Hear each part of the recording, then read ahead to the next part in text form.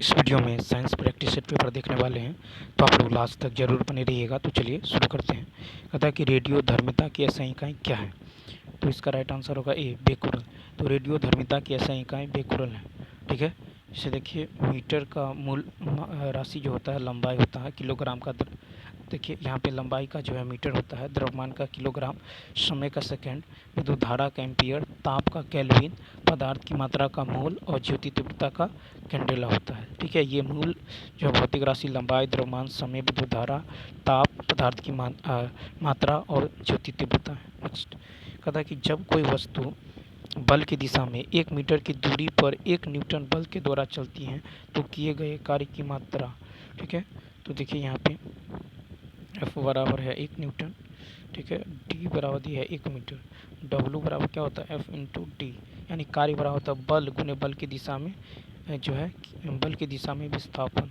तो यहाँ पे W बराबर होगा 1 गुने 1 बराबर 1, यानी 1 जूल, यानी C ऑप्शन। नेक्स्ट है कि निम्न में से कौन सा कथन सही है? तो डी ऑप्शन। देखिए न्यूटन के गुरुत्वाकर्षण नियम से F बराबर क्या होता है G m1 m2 by are square. ठीक है, तो F बराबर यहाँ पे होता है mg बराबर होगा ये। ठीक है, जहाँ G जो है कैपिटल G सार्वत्रिक नियतांक है, स्मॉल g गुरुत्वीय त्वरण है, R पृथ्वी की त्रिज्या है, m1 m2 पिंड का भार है। ठीक है, तो यहाँ पे स्मॉल g समानुपाती होगा 1/r स्क्वायर की। किसी वस्तु का भार जो है किसी वस्तु का किसी वस्तु का भार ध्रुवों पर सर्वाधिक तथा विषुवत रेखा पर न्यूनतम होता है। ठीक है, वस्तु का भार ऊपर या नीचे जाने पर घटेगा क्योंकि r का मान ऊपर जाने पर बढ़ेगा तथा केंद्र पर किसी वस्तु का भार 0 होगा। नेक्स्ट क्वेश्चन देखिए 44। कहता है कि ब्रह्मांड की जो है एंट्रोपी की आवृत्ति होती है सी ऑप्शन अधिकतम। तो ब्रह्मांड की एंट्रोपी अधिकतम होती है। ब्रह्मांड की एंट्रोपी हमेशा बढ़ती रहती है क्योंकि सभी स्रोत की ऊष्मा जो वायुमंडल में जाती है, जिससे उसकी ऊष्मा प्रतिदिन बढ़ती जाती है। ठीक है, तो अधिकतम हो जाएगा। नेक्स्ट है कि गति का तीसरा नियम खाली स्थान और वेग के बीच संबंध प्रदान करता है। 45 का सी संवेग। तो ब्रेक लगाने पर देखिए यहाँ पे 45 का हो जाएगा, 45 का हो जाएगा ए, स्थिति हो जाएगा। न्यूटन के गति के जो है तृतीय नियम के अनुसार प्रत्येक क्रिया के बराबर परंतु विपरीत दिशा में प्रतिक्रिया होती है। अतः गति का तृतीय नियम किसी वस्तु की स्थिति तथा वेग के बीच संबंध जो है दिखलाता है। तो तीसरा नियम हो जाएगा। ठीक है, चूँकि यहाँ पे भी स्क्वायर माइनस यू स्क्वायर बराबर क्या होता है 2as। ठीक है, तो गति का तीसरा नियम जो है स्थिति और वेग के बीच संबंध प्रदान करता है। नेक्स्ट है कि ब्रेक लगाने पर एक कार मुख्य रूप से खाली स्थान बल के कारण जो है रुक जाता है, तो घर्षण के कारण। ब्रेक लगाने पर एक कार मुख्य रूप से घर्षण बल के कारण रुक जाती है। संपर्क में रखी दो वस्तुओं के मध्य एक प्रकार का बल कार्य करता है जो गति करने में वायु का विरोध करता है। यह बल ही घर्षण बल कहलाता है। घर्षण बल की दिशा सदैव वस्तु की गति की दिशा के विपरीत होती है। कहता है विकिरण द्वारा ऊष्मा का स्थानांतरण मुख्य रूप से निर्भर करता है डी ऑप्शन। तो विकिरण द्वारा ऊष्मा का स्थानांतरण मुख्य रूप से सतह तापमान, ठीक है, सतह की प्रकृति, पॉलिश, खुरदरा, काला या सफ़ेद, और तीसरा है पृष्ठ का प्रसार तथा प्रकार सभी पर निर्भर करता है। कहता है कि ध्वनि की तीव्रता मापी जाती है डेसिबल में। तो ध्वनि जो है वस्तुओं के कंपन से उत्पन्न होती है। ये अनुदैर्घ्य तरंगे हैं। ठीक है, इसकी तीव्रता डेसिबल में मापा जाता है। फिर पदार्थ का अपवर्तनांक हवा में प्रकाश की चाल खाली स्थान से किस प्रकार संबंधित है? 49 का होगा आपको ई ऑप्शन। तो देखिए किसी माध्यम का अपवर्तनांक भिन्न भिन्न रंग के आकार के लिए भिन्न भिन्न होता है।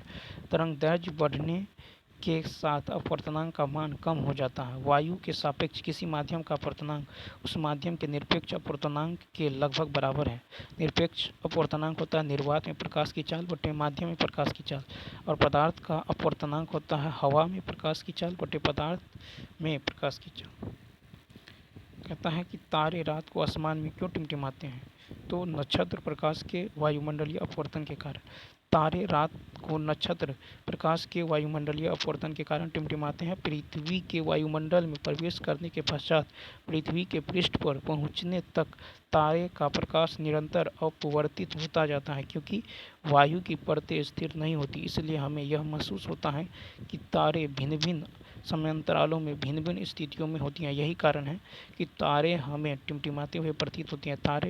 तारों का अपना प्रकाश होता है। ठीक है, सूर्य एक तारा है।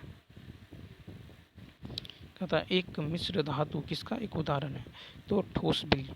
तो देखिए, दो या दो से अधिक रासायनिक पदार्थों के समांगी मिश्रण को विलयन कहते हैं। ठीक है, प्रमुख जो है जैसे ठोस में ठोस का विलयन, तो मिश्र धातु जैसे पीतल, तांबा प्लस जस्ता। ठोस में द्रव का विलयन जैसे थैलियम, धातु में धातु का विलयन। गैस में ठोस का विलयन, तो वायु में कपूर का विलयन। द्रव में द्रव का विलयन, जल में एल्कोहल का विलयन। गैस में द्रव का विलयन, कोहरा या अमोनिया गैस का जल में विलयन इत्यादि। कथा कि कौन सा जो है तत्व उपधातु है, तो बी ऑप्शन एंटीमनी। तो उपधातु, देखिए उपधातु दो तत्व होते हैं जिनमें धातु और अधातु दोनों के गुण पाए जाते हैं। उपधातु की कुल संख्या 7 होती है। Boron, silicon, germanium, arsenic, antimony, tellurium और पोलोनियम।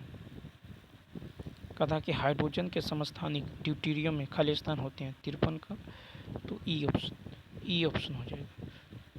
देखिए, तो हाइड्रोजन के समस्थानिक ड्यूटेरियम में एक प्रोटॉन और एक न्यूट्रॉन होते हैं। हाइड्रोजन के समस्थानिक ड्यूटेरियम में एक प्रोटॉन और एक न्यूट्रॉन होता है, इसीलिए यहाँ पे ई ऑप्शन। नेक्स्ट, कहता खाद्य पदार्थों में दुर्गंध आने के मुख्य कारण जो वसा और तेलों का है। 54 का हो जाएगा आपको बी ऑप्शन यानी ऑक्सीजन। तो खाद्य पदार्थों में दुर्गंध आने का मुख्य कारण वसा और तेलों का ऑक्सीकरण है। ठीक है, ऑक्सीकरण है। ऑक्सीकरण एक रासायनिक प्रक्रिया है जिसमें पदार्थ ऑक्सीजन से संयोग करता है अथवा इसकी हाइड्रोजन जो है निकल जाती हैं। दूसरे शब्दों में ऑक्सीकरण वह प्रक्रम है जिसके फलस्वरूप किसी आयन पर धन आवेश बढ़ जाता है या ऋण आवेश कम हो जाता है। क्षारीय विलयन का पीएच मान कितना होता है, तो 7 से अधिक। क्षारीय विलयन का पीएच मान 7 से अधिक होता है। कहता है कि किसी आवर्त में परमाणु क्रमांक में वृद्धि होने पर क्या होता है, तो सी ऑप्शन धात्विक गुण में कमी। तो किसी आवर्त में परमाणु क्रमांक में वृद्धि होने पर तत्वों के धात्विक गुणों में कमी होती है।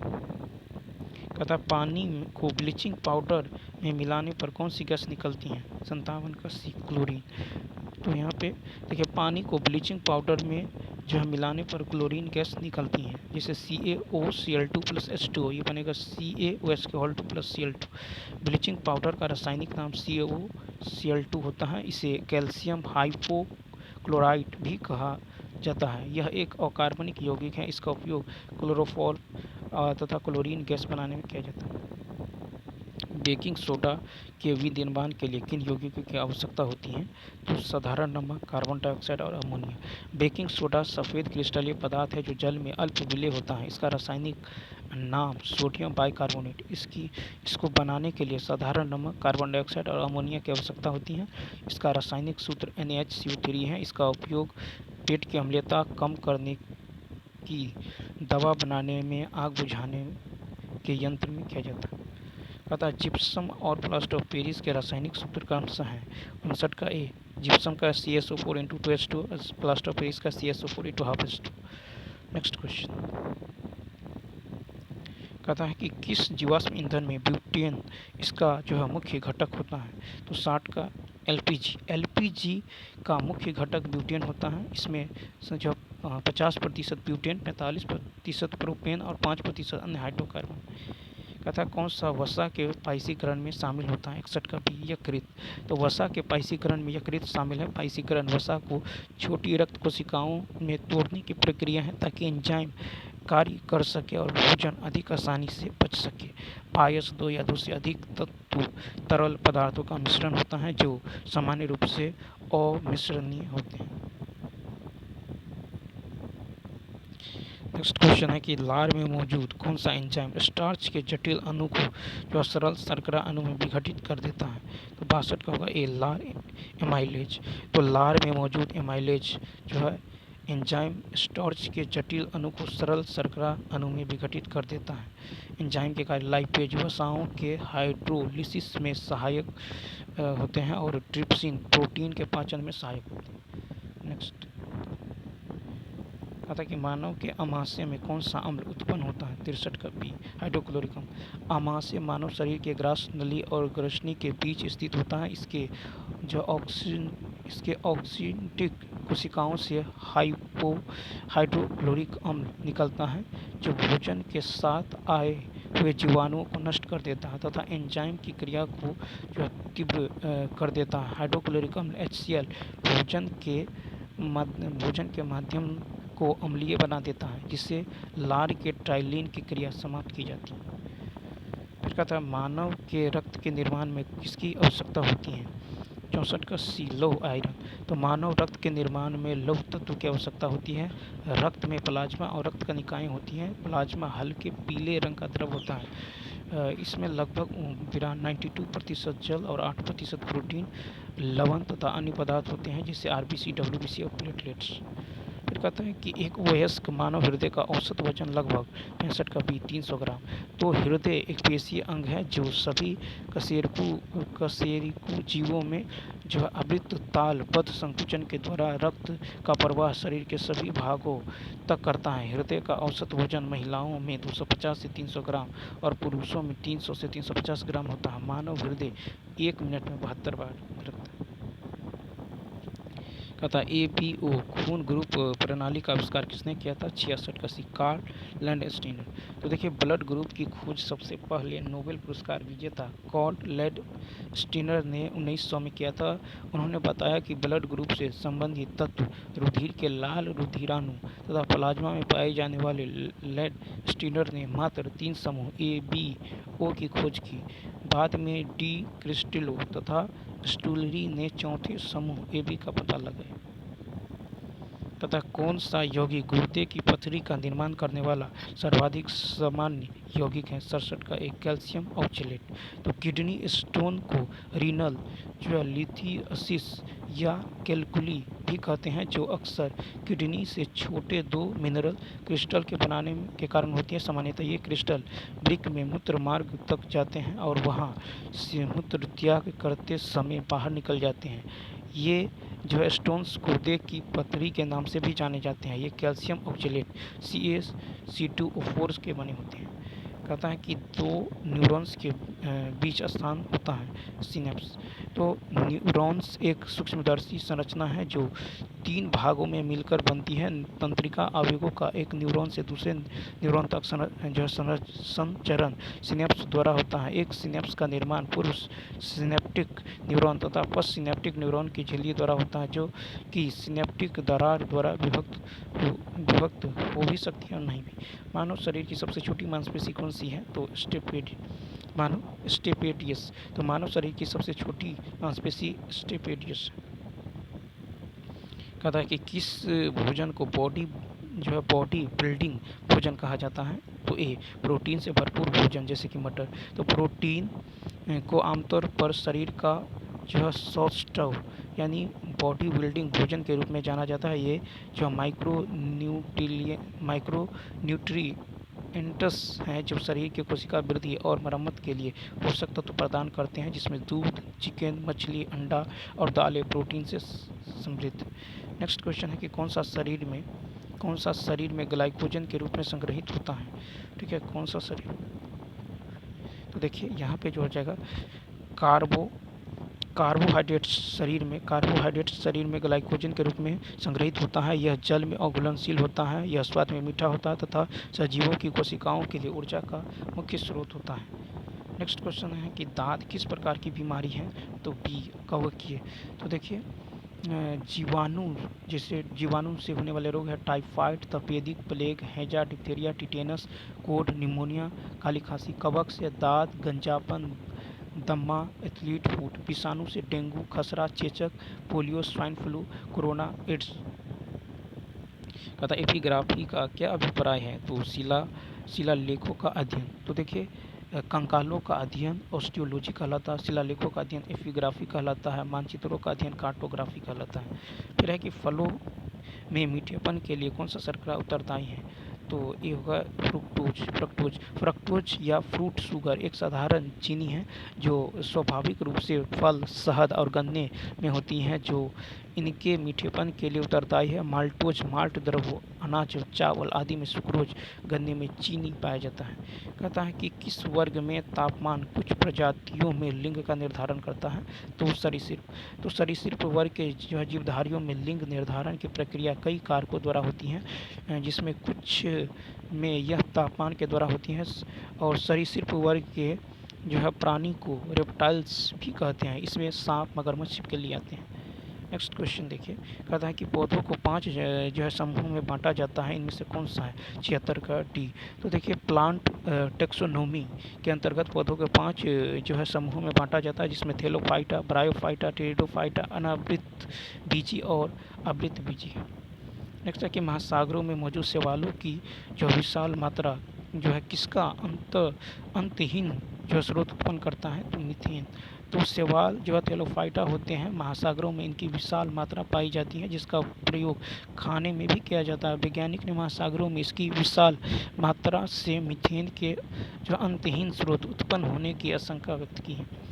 नेक्स्ट है कि कौन से पादप एक लिंगी पुष्प उत्पन्न करते हैं? तो तरबूज और पपीता। तरबूज और पपीता में एक लिंगी पुष्प होते हैं। एक लिंगी पुष्प के अन्य उदाहरण सरसों, सूरजमुखी इत्यादि हैं। एक लिंगी फूल जिनमें पुंकेसर या स्त्री केसर में से केवल एक ही भाग होते हैं, जिनमें दोनों पुंकेसर स्त्री केसर होता है, द्विलिंगी फूल कहलाते हैं। कहता है कि पौधों में जड़ें ऑक्सीजन कहाँ से प्राप्त करते हैं? तो ये होगा सी, मिट्टी के कणों के बीच मौजूद अवकोशों से। तो पौधों की जड़ें ऑक्सीजन मिट्टी के कणों के बीच मौजूद वायु अवकोशों से प्राप्त करती हैं। नेक्स्ट है कि कौन सा विकल्प पौधों में उत्सर्जन के जो विभिन्न जो तरीकों को दर्शाता है? तो ए, वाष्पोत्सर्जन, विसरण, संग्रहण। तो वाष्पोत्सर्जन, विसरण और संग्रहण पौधों में उत्सर्जन के विभिन्न तरीकों को दर्शाता है। पौधों द्वारा अनावश्यक जल को वाष्प के रूप में वातावरण में निकालने की क्रिया को वाष्पोत्सर्जन कहते हैं। तो चलिए दोस्तों, इस वीडियो में इतना ही। यदि वीडियो अच्छा लगा हो तो लाइक, शेयर और सब्सक्राइब करना न भूलें।